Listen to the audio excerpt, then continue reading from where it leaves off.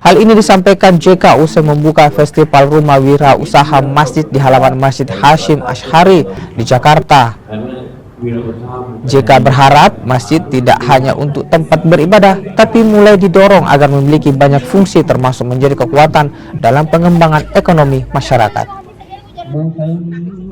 Masjid itu tempat belajar, tempat berkumpul, muamalah, hubungan antara manusia dan juga pengembangan ekonomi masyarakat. Karena itulah yang bisa mendukung masjid itu, bisa ibadah, bisa mendukung bayar zakat, bisa memajukan masyarakatnya. Kalau tanpa dunia usaha itu, maka kita tidak bisa mengembangkan masyarakat secara luas.